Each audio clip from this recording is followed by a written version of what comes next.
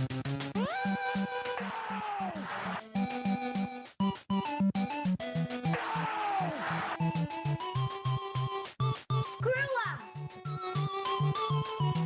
hate the fucking Eagles, man. What an idiot! Oh, what a loser! Welcome to another episode of Talking Busch. We're back, baby. Right on. How we doing tonight, boys? Hanging in there. Hopefully everything's going off without a hitch here. We might have been a little bit early on the sound, but other than that, I think it's good. Well, it's a good thing we got that Tecmo Bowl intro music to give us a little buffer action. Indeed. Phil, coming to us from Winston-Salem, North Carolina this evening. How you doing? Yeah, doing great. Just staying at home all day, every day, and now coming live from my home as well for the podcast. So I get out on Wednesday nights for barroom bingo, and that's just about it, I guess. But then the Notre Dame Wake Forest game got canceled last week, so Yeah. I had to kick that can down the road. That's a bummer. Well, That's in a case bummer. you How about guys, you, Matt Train, Sioux Falls, South Dakota tonight? yeah, COVID capital of the country about right now. North Dakota might be beating us, but we're not number one, we're number two. So good on us. Why not us? Why not now? That's what they say. Exactly. I think the positivity rate was approaching 30% on the tests that they're doing. So setting all-time highs basically every week. And Good for you! basically everybody's living life as normal. So Perfect. working from home. So good for me. What's your summer been like? What's your fall been like? How's life? It's been pretty good. Whoa, sorry. Hectic, I would say. We got moved into the house and they are now getting stuff done on the house for the summer. So been busy with that. And little kids, of course, they're getting older and we can't have nice things. We know that, but it still hurts every time something else gets ruined. So we're playing busy. How about you, Phil? What's that work life from home feeling like, and how you been? Yeah, doing just fine. Summer was great. Got to enjoy a lot of the outdoors scene in North Carolina. So North Carolina was kind of actually a good spot to COVID from. So that's all going well. I'm bringing my 1-year-old pup out to get her on some birds for the first time tomorrow. So just taking her to a game farm around here, and we'll see how that goes. It's a little bit of the blind leading the blind, I think, but should be fun anyway. And otherwise, just trying to keep my head above water fantasy wise. Yeah. Tough sledding for my co-hosts, everybody. Tough sledding. We'll get to that later. Let's talk about your Minnesota Vikings. What about you, Derek? Oh, me? We need a Derek update. No. I had an employee quit, and she definitely on her way out tried to stick me up for a little bit more money. Yep. Cool. I'm a boss. Humble brag. Yeah. Sure. Yeah, we'll go with that. No, it was interesting. She demanded PTO she did not have. I said no. She said she's going to call the Department of Labor and write complaints about me. And there you go. Did you make him take PTO when the office was closed for COVID? No, this one I paid the whole time. It's just people suck. So anyway, she's on her way out and I'm hiring somebody else and hopefully they'll be better. That's depressing. Why'd you bring that up? Speaking of depressing, the Vikings. Whoa. Yeah. They're not very good. They're not very good. They, legitimately maybe the worst team in the league so far. I watched a little bit of the Jets and a little bit of the Giants. I was going to say the Jets, but not that that's a lot to be proud of, that you might be better than the Jets. Yeah, they're gonna struggle to win. I mean, it's the worst Viking team that I can think of in the past 10 years, probably. Yeah, I mean, I haven't been able to see any of the Vikings games or anything, but I do, I listen to K-Fan and all that stuff. I mean, this is pretty surprising, right? I mean, I know you guys had turnover on the defense and stuff like that, but what did you guys think this team was? 9-7, like sneak into the back end of the playoffs. That was kind of my thought process. Yeah, I'd agree. Although in hindsight, it's 2020, but looking back on it, with the pieces that we lost, what necessarily made us think that we were going to be as good? The offensive line did not get better. You lost Stephon Diggs. You lost Everson Griffin. You lost a bunch of people in the secondary. I guess, okay. Yeah, in fairness, I expected Michael Pierce to be on the team. True. And that would help stop the run. They really struggle to stop the run, and when a Mike Zimmer defense can't stop the run, then they can't do these exotic blitzes and stuff because it's not 3rd and long. We've seen repeatedly that when the Vikings put a team in 3rd and long, they get the quarterback on the ground, they force turnovers. So I guess I expected that to still be in play. I expected the defensive line to have Hunter, obviously, and to be able to generate pressure, which they haven't. No. And with that pressure to basically alleviate the defensive backs, who I thought Zimmer was going to be able to coach up. Maybe still will. I mean, those guys are young and they'll take some time. But yeah. The offense should have seen that one coming. Yeah. Zero investment in the offensive line, or a 2nd-round pick that everybody said was not near ready, which is proving true.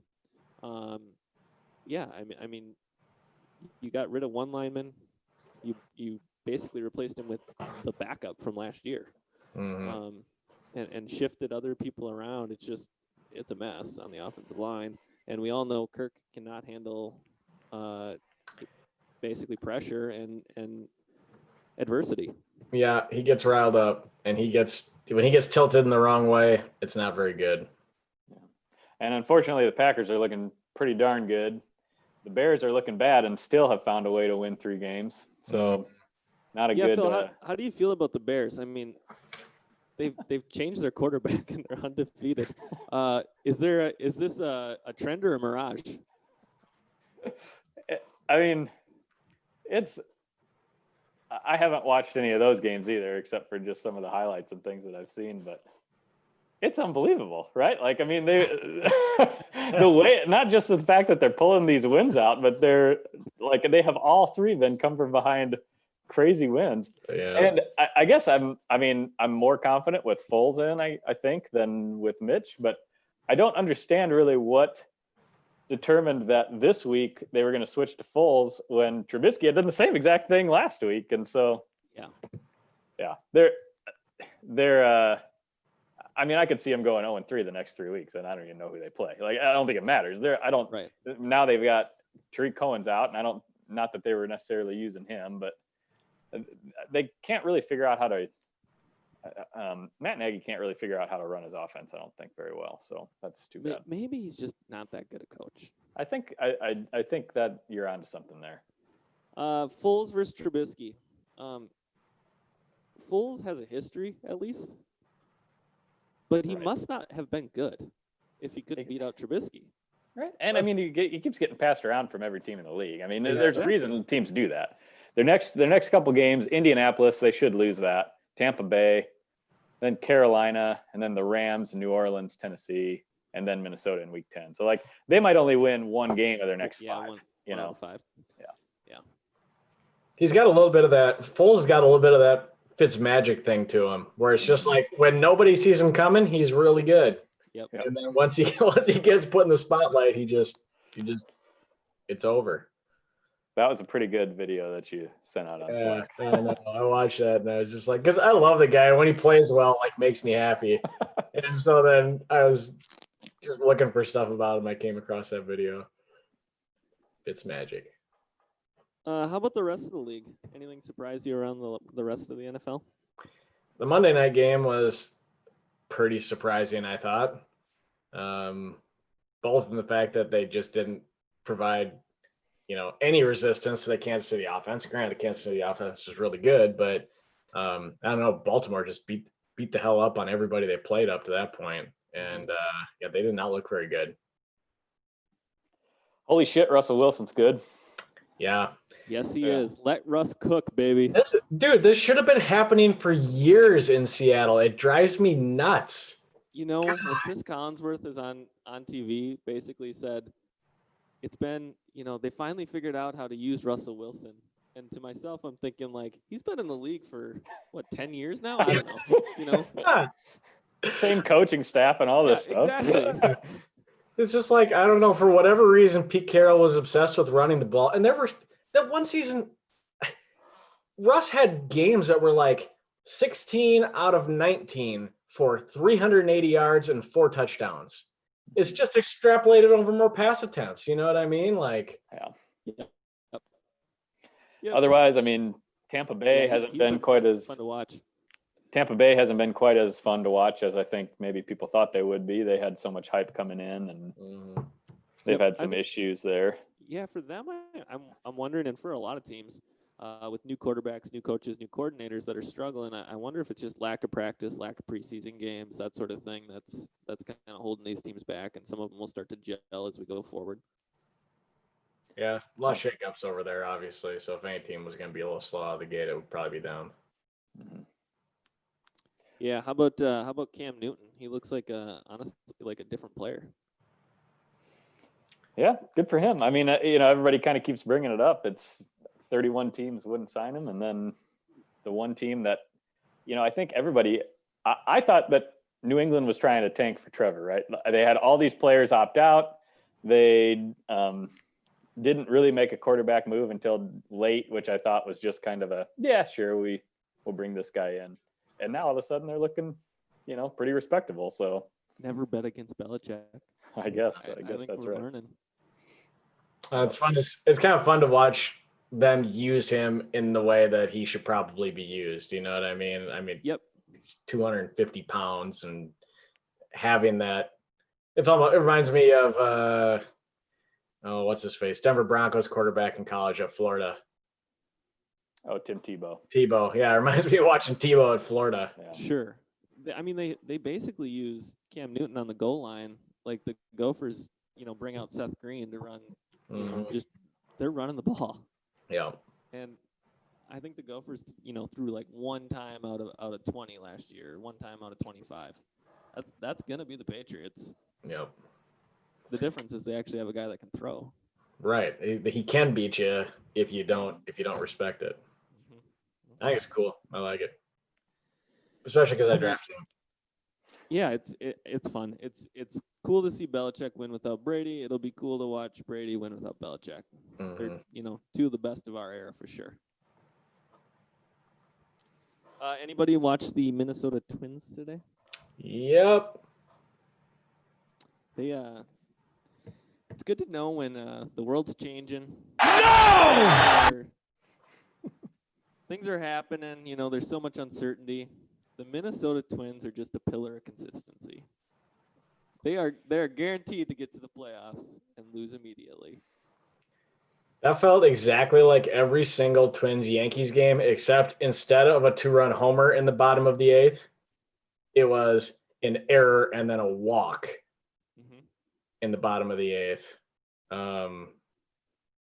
And what a feeble performance at the plate by that team. I think I saw one ball hit hard all day long, and it was Cruz's RBI. I don't know if he got a double out of it, but Cruz's RBI where that scored Kepler. Other than that, it was like, man, it was just yeah, it was bad. I mean, they just looked like they had no chance up there. It's not like they're facing, prime Nolan Ryan. It's amazing to me. They're not even facing like prime CC when they were facing the Yankees every year. I know. That's why I was just telling a guy at work today. I was like, I wish just once that they would just like come out and put up 5 in the second inning of a playoff game. I don't even care if they lose. Yeah. Just score some damn runs. Like, do you remember the playing game? Maybe like, I don't know, 3 years ago now. They did score like 5 in the first inning. and then they immediately came out and Santana gave up like 6. They're in Yankee Stadium and they go up 5 and they're feeling good about themselves, and then they're down going into the second inning. Yeah. I was pretty irritated when I was watching that game. That was a hard one to watch, but it was so familiar. Felt so familiar. Yep, 17 consecutive playoff losses. In baseball, Damn good near baseball impossible. teams win 60% of the time. It's a 60-40 split game. How can you lose 17 games in a row in baseball? It's like the opposite of Moneyball when they won 23 or whatever the hell it was in a row. We're the inverse of Moneyball. So this is they're doing 3-game series, right? Yeah. Yeah. So tomorrow's an elimination game. At home or on the road? At home. Oh no, they're doing. They're home for all 3. Okay. I So believe. they're not doing the bubble until like the World's week. next week. Or- Okay. Yeah, so they go. I don't know. It's like LA or Texas. I Yeah. can't even remember which one we go to, but. Yeah. So that's depressing. Why did we bring that up? Mm-hmm. Let's shift to the Busch League. Through 3 weeks, it's been a nice start to the season. Some of us I are disagree. happy, some are not. Mm-hmm. The guy that really should be happy is Trevor Sapir leading the Soup du Jour. Aaron Rodgers looks unstoppable. Yep. Tanner, the Packers fan. They got him going in the right direction. Single Aaron Rodgers breaks up with Danica. The guy's a stud again. Yeah. Which probably shouldn't have doubted him. And was that the only quarterback that Trevor drafted? I'm not sure, to be honest. Yeah. It's the only one he's got on his roster right now. So Yeah. Mm. So I mean, even if he did draft yeah. somebody else, they obviously they weren't a huge Yeah. name or hugely relevant. Yeah. I think I might have rostered Aaron Rodgers last year, either in this league or another league. I don't remember, and he was a major disappointment. So good on him for figuring it out. And now he's got Devontae Adams out and still seems to be finding a way to put up some points. So that's been a nice surprise for him. And, Tyreek Hill, I think, has scored a touchdown in every game he's played this year, which is not always the case. So we'll see if that kind of keeps up. Yep. He does have, I heard them talking on Monday Night Football. They actually brought something of relevance when they were discussing something. He does have the 3rd most touchdowns in the NFL since 2016. Mm-hmm. So he scores more than we think. I think Yeah. he's just streaky. Yeah. Yeah. Quick side note. What do you guys think of the Monday night broadcasts? Well, it's worlds better than it was. Yeah. When I watch the Monday night broadcast versus like the Sunday night broadcast, like they don't have the fan noise turned up very much or something. So just the whole game seems dull and like quiet to me. To me, the Sunday night broadcast is the ideal broadcast. Yeah. I don't know. Something's missing from Monday night. Like, and it's not even I think the announcers are fine, but just something is missing from the Monday night broadcast. Yeah, I can't quite pinpoint. I think the production value is so much better on Sunday than it is on Monday. And I think it's been that way for years, even when Gruden was on Monday, and Gruden was fine. But I just think the production of Sunday is so much better. They just turn it into an event. Yeah. Where I think Monday just, for some reason, struggles with that. Yeah. Mm-hmm. But anyhow, yeah, and Kenyon Drake's been good, and Darren Waller had that big week, so yeah, Trevor's off to a good start. Yeah, 3-0 for Soup du Jour. He's got 380 points. That is most in the league. He is in a tough division, as we will get to, I'm sure. Yeah, absolutely. Second best team in the league to date. The only other 3-0 team. Hold Me Closer, Tiny Dantzler. Doesn't look too shabby either. Also of the Bulldog division. Yeah, I am 3-0, 374 points. I am letting Russ cook. Yeah, that one's I don't know, fun to watch. And you've had over the last few years. I do the plug for bushleaguemn.com where I do the WAR calculations, and you have dominated the top of that list. That like the guys that jump up in that list from the previous year, I think you've owned every single one of them over the last 3 years. It's been ridiculous. It's always the plan, Matt. That's always the plan. Well, yeah. I mean, Let's see. What'd you draft him for? Ladies and gentlemen, $7. And we got him. $7, yeah, which that's a good deal. Josh Yeah, when Jacobs, Mahomes obviously, yeah, Josh Jacobs had that huge first week and has been a little bit more quiet since, but you Yeah, got a deep team. I mean, your bench is real strong. yeah, I mean, I'm loaded at wide receiver. I have a good, backup tight end. I do need another running back. I can see that in the future. Unless the Ravens get their shit together and maybe give the ball to their best running back. Yeah, we're going to talk about that later too, I think. We shall see. Yeah. I am 3-0, 374 points on the season. Third place so far through the year, Tima Ponte. He is 2-1. He's got 339 points. I think Max's team is pretty loaded, to be honest. What do you guys think? Well, I had him on the ropes this last week, and then the New Orleans defense put up 2.2 points instead of the 11 that they should have easily been able to put up, I feel like. But yeah, I mean, if Alvin Kamara scores fucking 40 points a week, then he's going to be tough to beat. I mean, I'll be honest, I was scared about Alvin Kamara at the beginning of the season because of that epidural and all these different things. I'm like, man, I don't know. I don't want a whole lot to do with him, but I wish I had changed my tune on that. Melvin Gordon, I didn't believe in Melvin Gordon to start the year, and he now has that backfield to himself and basically that offense to himself. I didn't really believe in Mike Evans to start the year, but if he's going to get 2 yards and 2 touchdowns, then he's making his fantasy production count. Yeah. And I didn't believe in Stephon Diggs to start the year either. And all of a sudden, Josh Allen's throwing bombs, 400 yards a game. So, yeah, he's killing it. He did a good job. I would have hated this team walking out of the draft room, but he just beat me last week. So, but fuck me anyways then.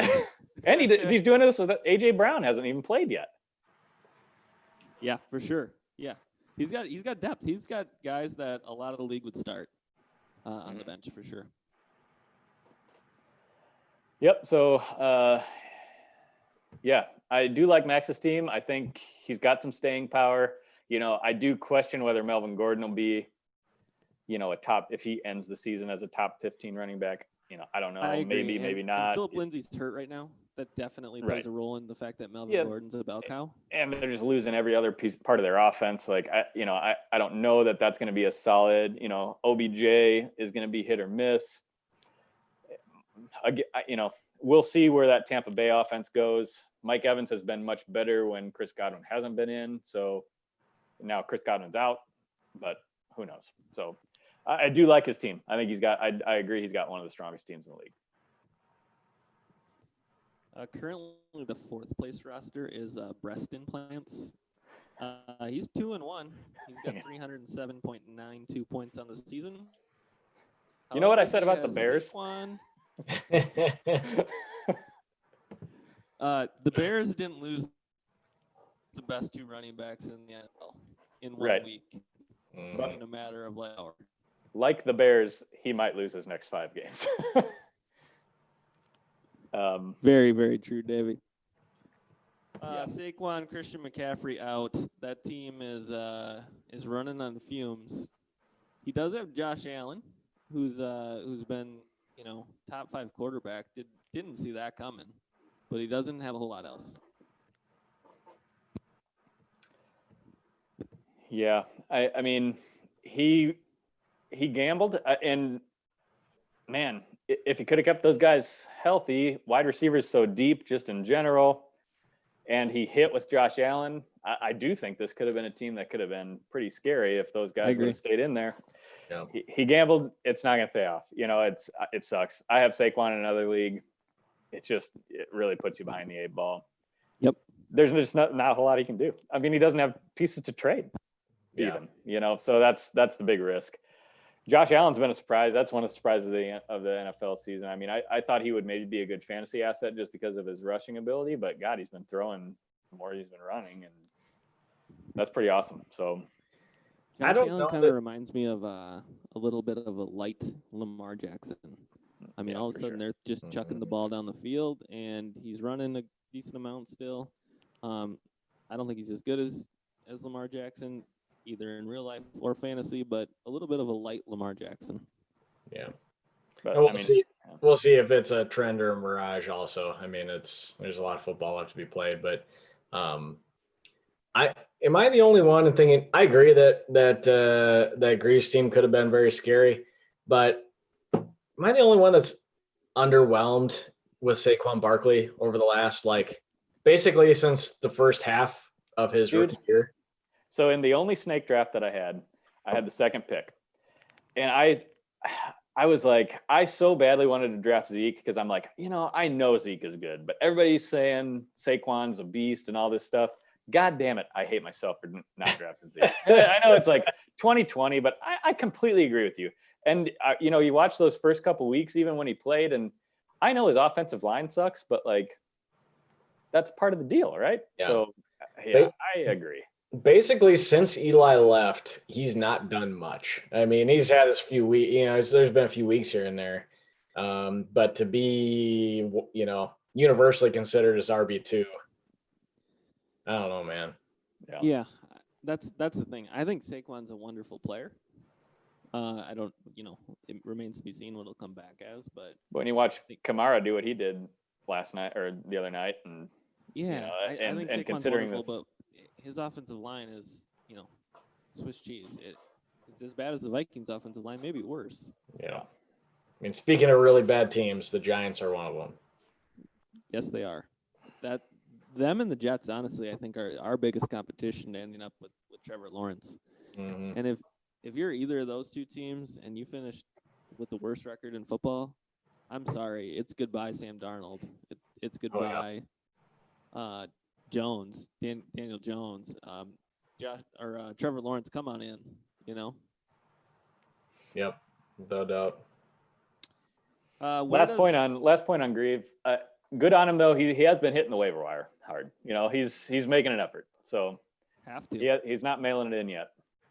Where does he finish? He's in fourth now. Where does he end up? Oh, I got him last with a bullet. Yeah. McCaffrey's so good that if you hit on a waiver, a waiver wire, find the rest of the way and then get McCaffrey back, you could be not that it'll be enough to make the playoffs, but he could stay out of the bottom spot. I mean, 11 or 12. Fair enough. The program, 5th place in the Busch League. He's 2-1. He's got 315.92 points on the year. He is also in the Bulldog division. Inaugural season of the Busch League. Yeah, also known as Toddley. Yeah, so the Bulldog division has 3 of the top 5 teams in the league. Mm-hmm. It is stacked. Todd is also winning without Michael Thomas. Mm-hmm. So that's impressive. I mean, that's his best player, and he's still stringing wins together. Yeah, I mean, it's buoyed by Dak Prescott, who's been in some, game situations have benefited him over the last couple of weeks for sure. But he's gotten a lot of fourth quarter points. Yeah, and then obviously Dalvin, who's as good as anybody out there. So, yeah, I agree, and I don't see the depth there. I look at the roster and what the hell do I know? Because I'm 0-3 again, but the bottom of that lineup doesn't look terribly. It makes me a little bit scared, but I mean, if it's top heavy enough and they stay healthy, right. Waiver wire's always got stuff where you can find some stuff as the year goes on. So, well, yeah, and I mean it's he's not healthy with Michael Thomas on the bench, and so he's got to start a guy like Keelan Cole, and that's, he's fine, but we're not even into bye weeks yet. So right. I do think some of these teams that are struggling, or that maybe are doing well but don't have a ton of depth, we'll see once we get into bye weeks. Injuries, of course, have been just ridiculous this year, so we've already seen a little bit of a taste of that, but things could even out a little bit here as we get into buys. Yep. 6th place in the Busch League right now, just drew it. He's 2-1. He's got 292 points. Put up 61 points in week 2, so he did have the bottom performance of the year so far, but has had strong performances otherwise. Put up 100. 61.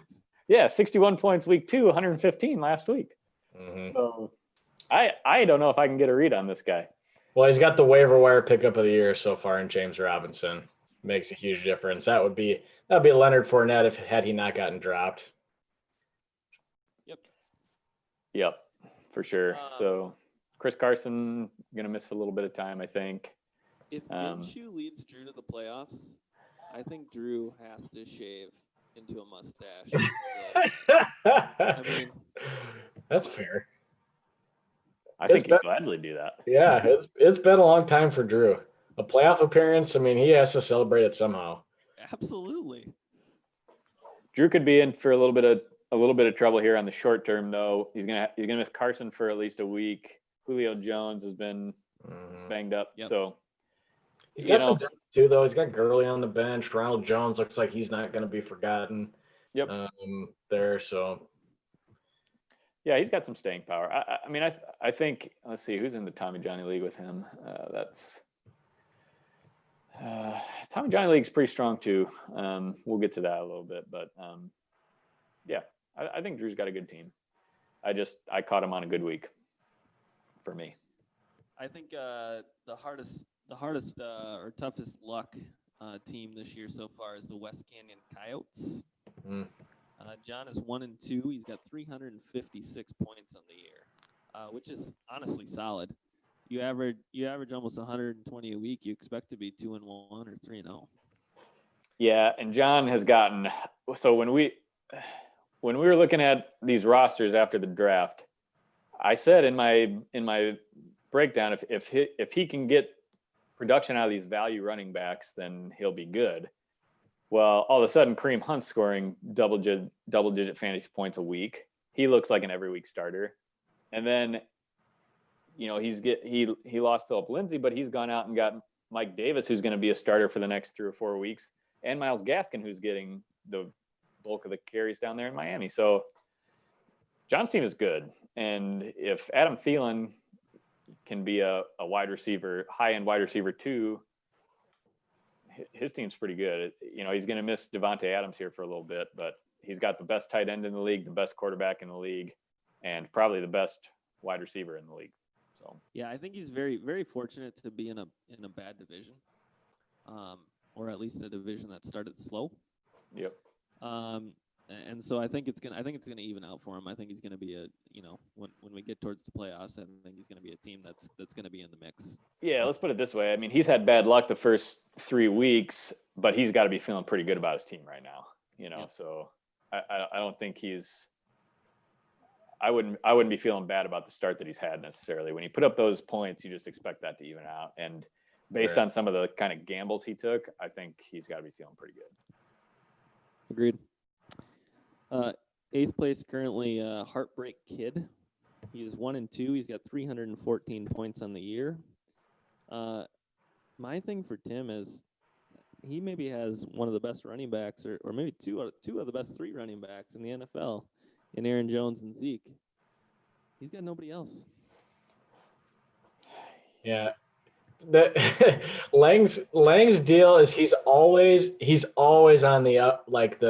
First of all, he loves Cowboys, and secondly, he's always on like the up and coming guys. You know what I mean? He's always on the high upside, and that's where he just lives all the time. And a lot of times he ends up with Zeke and Jones, obviously very solid. Deshaun Watson's been a huge disappointment, but beyond that, Deshaun Watson's had a really tough schedule so far. Let's see what he does against Minnesota this week. Yeah.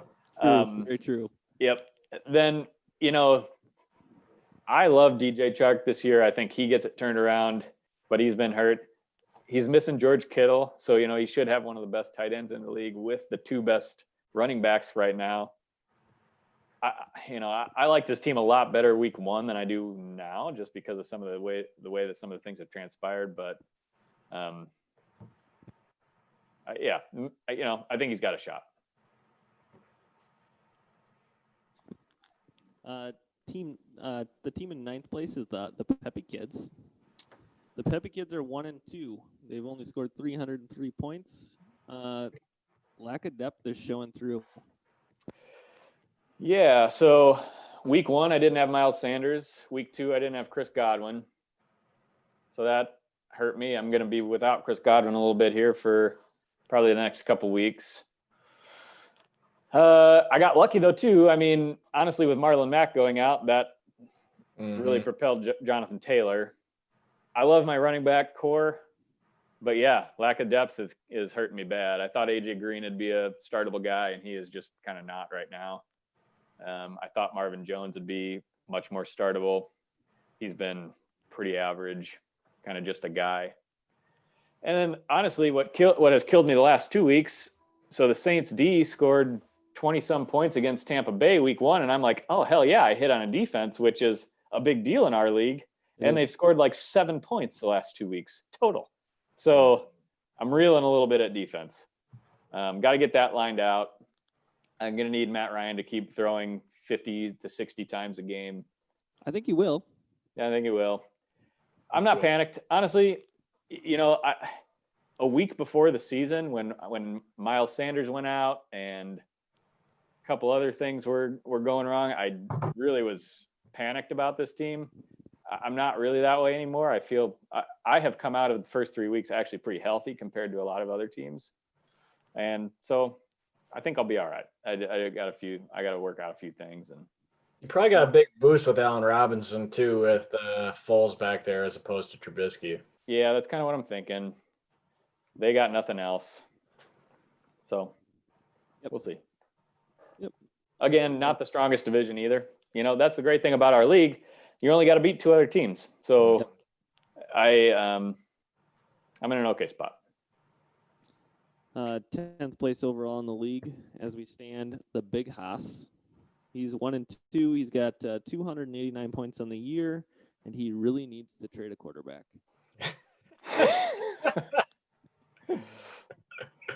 Yeah, Kyler Murray's been pretty electric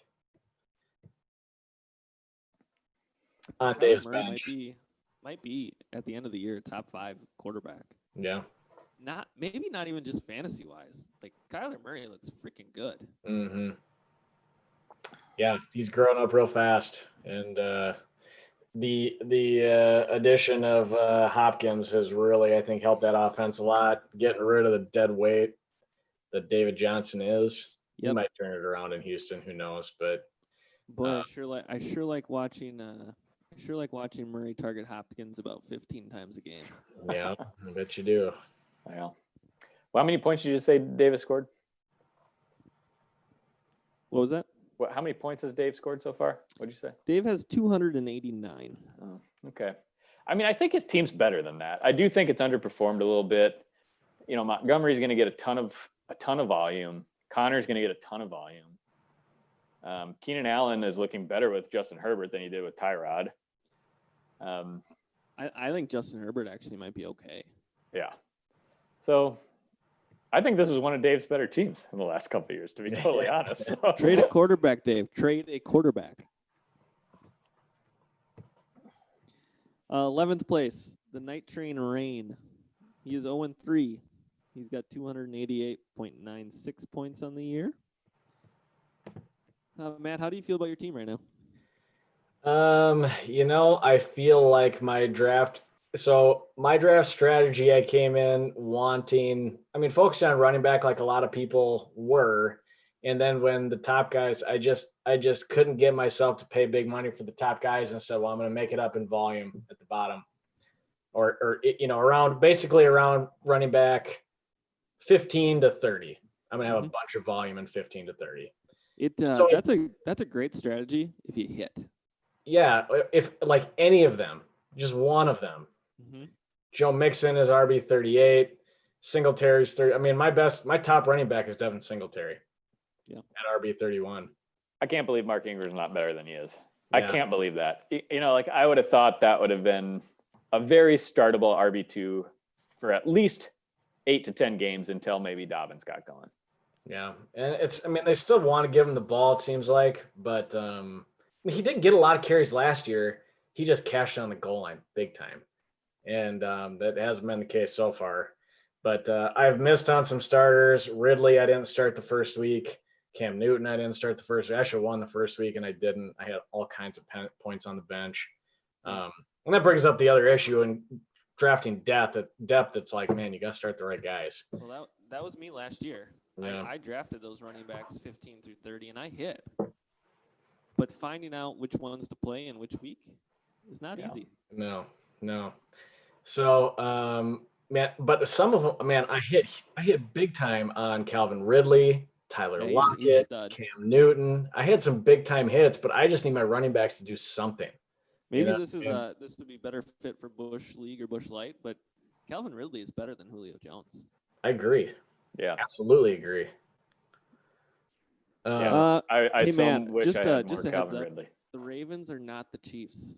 They're just not. Why did you draft all Baltimore Ravens? Well, okay, but it wasn't like it was a high level of investment. First of all, Mark Andrews is tight end 2, should be tight end 2. Should have scored 20 points last week or the other night if he could catch the damn ball. I mean, I'm not going to apologize for Mark Andrews, and I don't have a high level of investment in Mark Ingram or Marquise Brown. I haven't started Marquise Brown yet. So it's not like I'm riding. Good.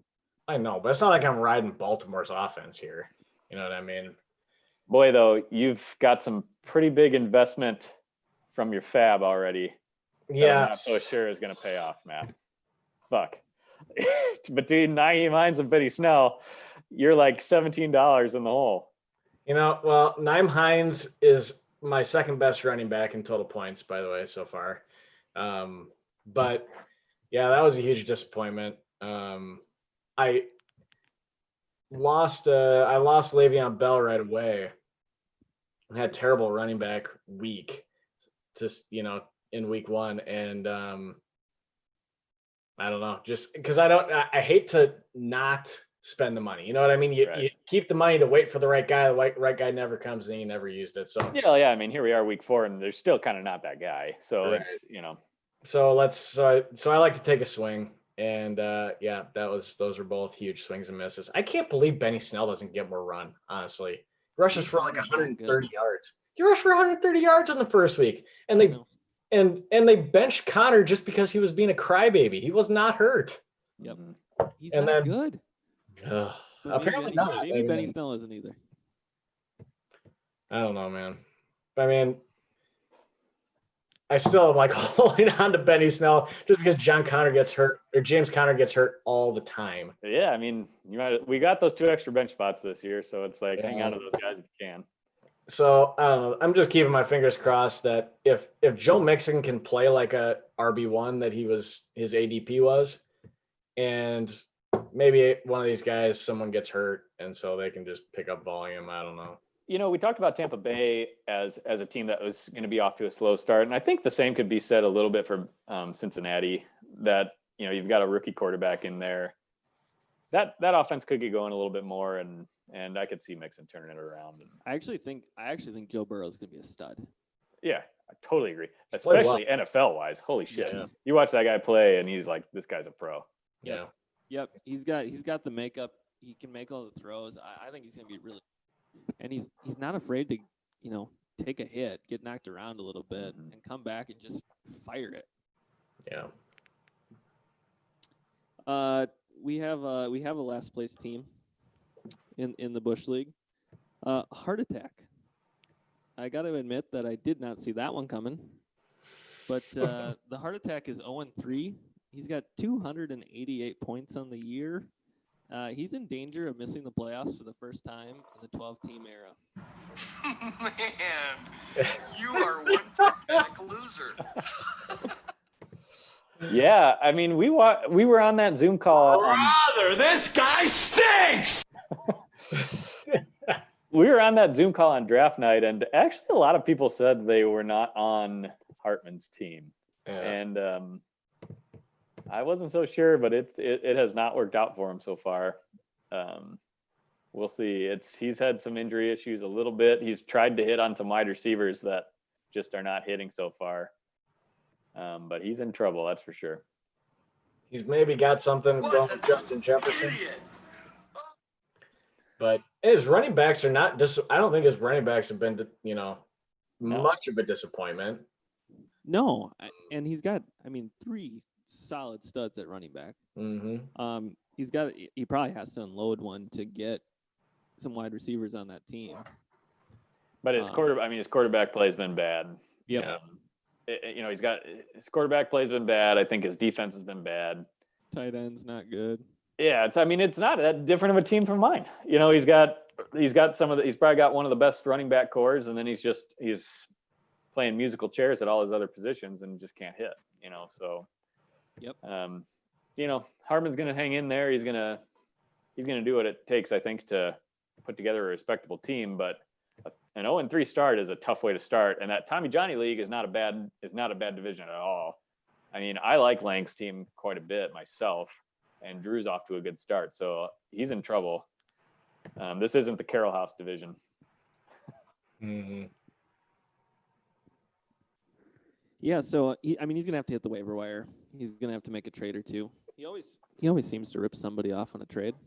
And I mean that is one difference this year on waiver wires. When we do add those 2 extra spots on the bench, the waiver wire is a little bit thinner. Mm-hmm. And so, on the one hand, there's a little bit less. There's less to just go pick up week to week on the waiver wire. On the other hand, there's more fodder for trade on the trade market because people have deeper benches and more pieces to play with. So I'll be curious to see how that all works out. Yeah.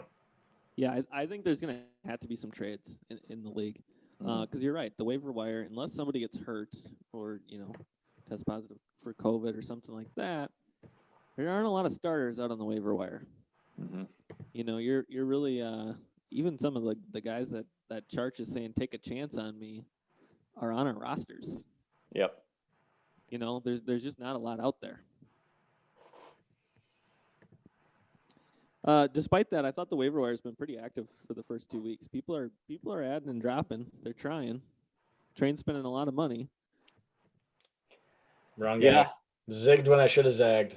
I think some of that might be because of a little bit of the uncertainty we had without a preseason, without training camp. Is like You're not really sure what all these roles are going to be until the first 2 or 3 weeks anyway. And so all of a sudden you thought, well, this guy isn't somebody I really need on my team or whatever, and now he's getting all these targets or whatever it may be. I'm not surprised that the first couple of weeks have been active. I think it'll slow down here once these positions have been, even though we're going into bye weeks. I think people are going to have their best options for bye week replacements on their bench maybe, and it's just going to be injury replacements more than anything else. But injuries have been I think that's the main reason the waiver wire has been active too, is just injuries have been crazy. Yeah, they have. Can you imagine if Jeff was still around with 2 extra bench spots? I feel like we could have 3 or 4 transactions a night. Yeah, that's true. Just waking up and Jeff's bench is just completely different. Yeah, that's true. A little look ahead. Matt did some due diligence for us. 3-0 teams in the Busch League. All time, we've had 22 of them. 16 of them have made the playoffs. That's 73%. In the 12-team era, there's been 12 3-0 teams. 8 have made the playoffs at 67%. So, two-thirds of the time, a 3-0 team is going to make the playoffs. That says a lot, though, that 1/3 of the time they're not getting there. Yeah, I think that has a lot to do with the smaller divisions. And I think it goes both ways, where you get in a tough division and you've got a couple 3-0 teams, or got someone on your heels at 2-1 that's pretty good. You definitely can't take anything for granted, that's for sure. On the inverse, 0-3 teams. There's also been 24 of them all time. 5 made the playoffs, 21%. 12-team era, 14 0-3 teams of all time. 3 made the playoffs. Again, 21%. Caveat to that, there has been an 0-3 team that went on to win the championship. 2016 Soup du Jour won the Busch Bowl. So it's not over, Matt. It's not over. I know. I feel like I just need a little magic. Joe Mixon is RB3 the rest of the year. No, not Fitzmagic. Probably not. But Singletary's well, no. Well, here's the thing. Sure. Buffalo's offense is looking hella good. So if Singletary actually does get that job and is like, and Zach Moss doesn't end up being a thing, there's some hope there. And Mixon Mixon's a top 10 guy 2 weeks ago. So, who knows? 2 weeks. Yeah. I got a little fantasy football questions for you. But I tell you what, before we move on, Busch Light. it feels much better to be 1-2 than it does 0-3. Yeah. I am so glad that I'm 1-2 in all 3 of my leagues, and god dang, I was close to 0-3 in all of them. And I'm very glad to be 1-2. Yeah, it's brutal. And the worst too is I've been outscored on defense by about 35 points this year, which is just Brutal. brutal. I just hate that. It is brutal. Yeah. Anyways. Yeah, that hurts. Let's play a little Busch Light. or Busch League. fantasy football edition. My first one is AJ Green is no longer a startable fantasy football wide receiver. Would you say that's Busch Light. or? Busch League. As the resident AJ Green owner, who spent $6 on the draft on him, same $6 could have got me like Josh Allen or something like that. Yeah, I'm gonna say Save that's one more and it could have got you Russell Wilson. yeah. That's probably Busch Light. Yeah, that's true. I am starting him out of necessity a little bit this week. He's got a good matchup against Jacksonville. I'd say this is probably kind of his last chance. He's had all these targets, which on the one hand is good. On the other, I'm kind of looking at it as a negative though. It's like he's getting every opportunity and he's not doing it. So tough. Yeah.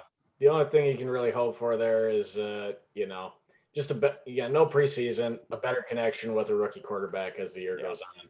Maybe he's still got it. I don't know. I mean, he didn't play it all last year, so it's really hard to know. But he's 31, 32 years old too. So it's and a lot of injuries. A lot of tread on those tires.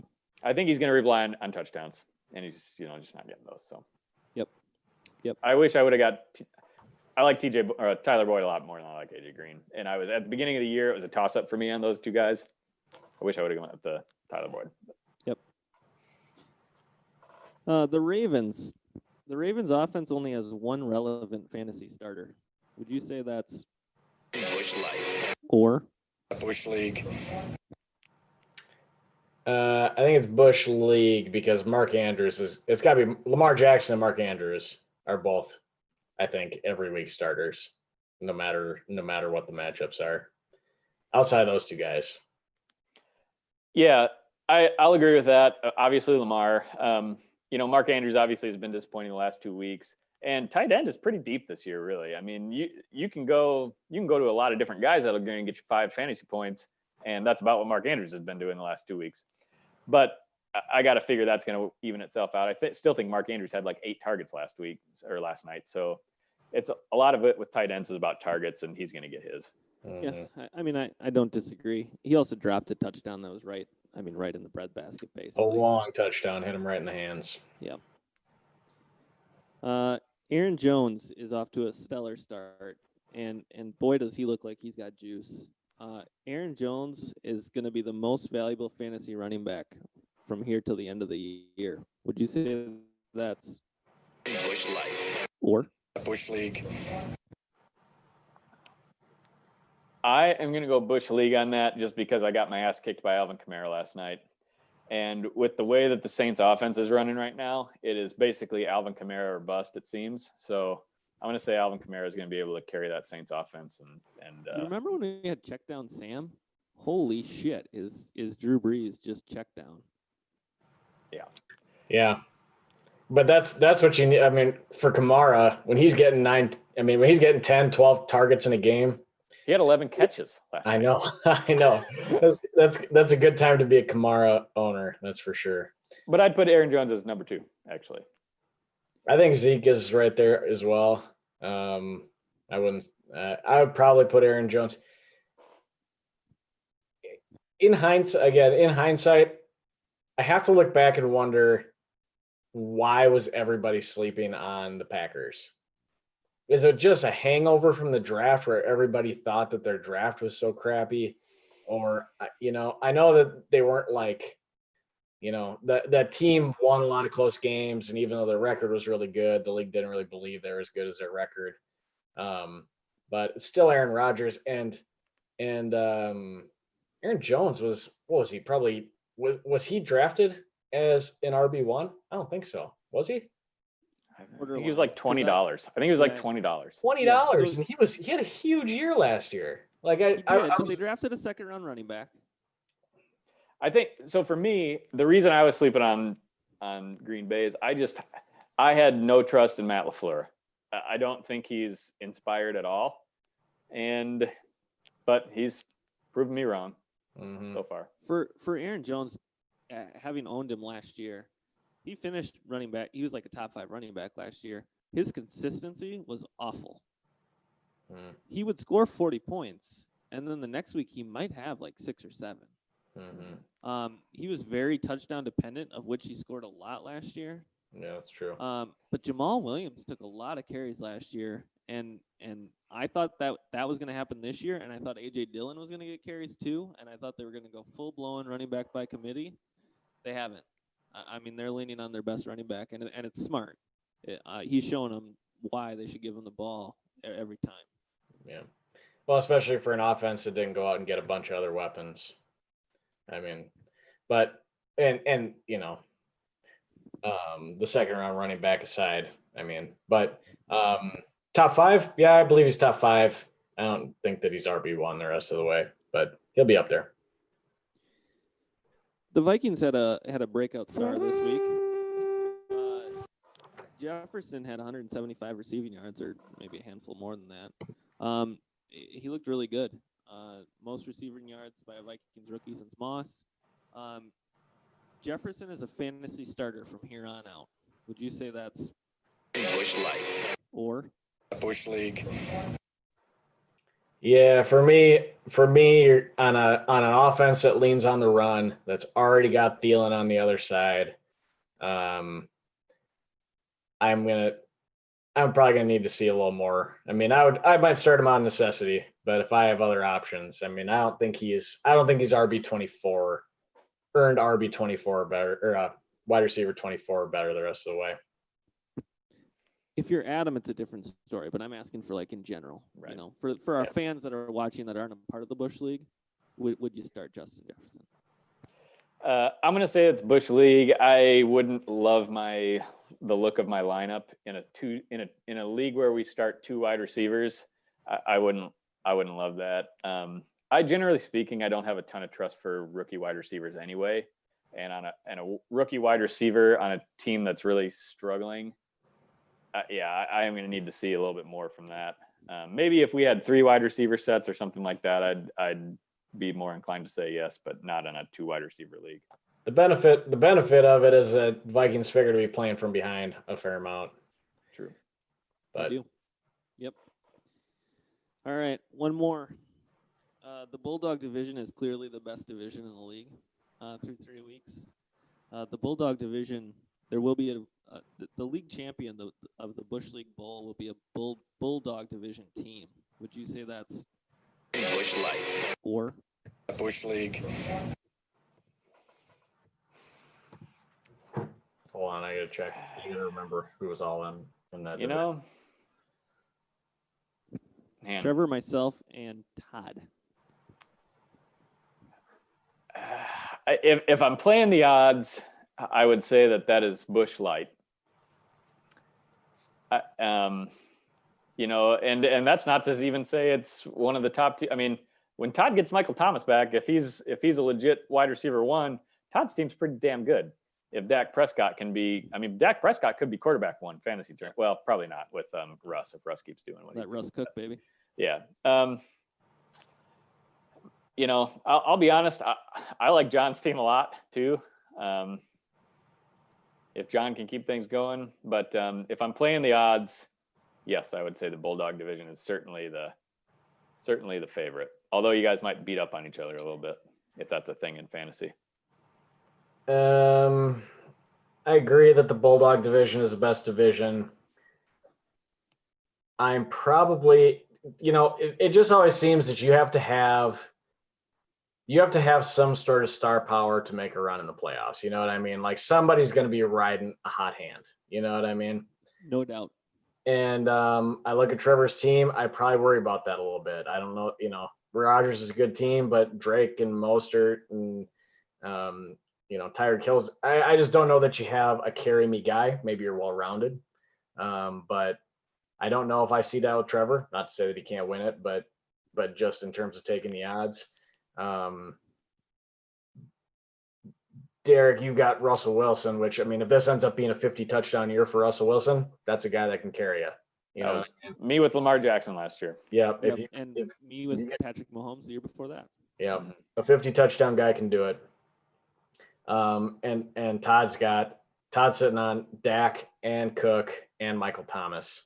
So I probably like the bottom half of that division. I'm gonna say Busch League just because I think the odds are. I mean, there's just a lot of teams that can come up end of the year and get hot, but I mean that division has a better chance of having a champion than any other. I would agree. All right. Do you want to play a game? I got a new game for y'all. Let's see what you think about it. Are we running down? I don't have an official name, so we can come up with a title.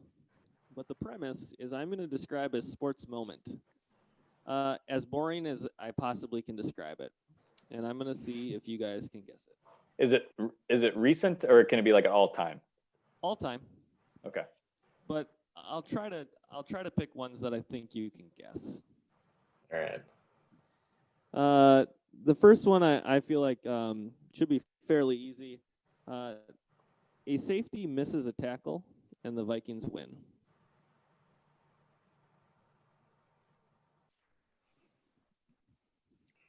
I'm not an expert Vikings historian, so. A safety misses a tackle, and the Vikings win. And with such a broad, I mean, with such a boring description across all of Vikings history. Let's see. I got to try to think of what are very notable Vikings wins. I feel like our audience members are shouting at the screen right now. Yeah, probably. I don't know. This didn't happen very long ago, and it was a very big moment. Oh, it's it's Diggs sideline touchdown. Yeah. Minneapolis. Yeah. Yeah. Diggs. Yeah. Touchdown. That was dumb. Unbelievable. That was dumb. That one. Yeah. All right. Let's try again. College kids score more goals than foreign professionals. Miracle on Ice. Bingo. Once retired man makes a buzzer beater. Retires again. Jordan. There we go. Over the crossover. Exactly. So that's the theory of the game. I think it could be kind of fun. John would be good at this game. It'd be fun to play this when John's on. Yeah. I think he would be. Yeah. And I think it would be better with 3 players. But I could put together about 10 of them, and we could play around and see how we do. I was kind of hoping that John was going to jump into this mid podcast because I've got this dialed up on the button bar. And his name is John C.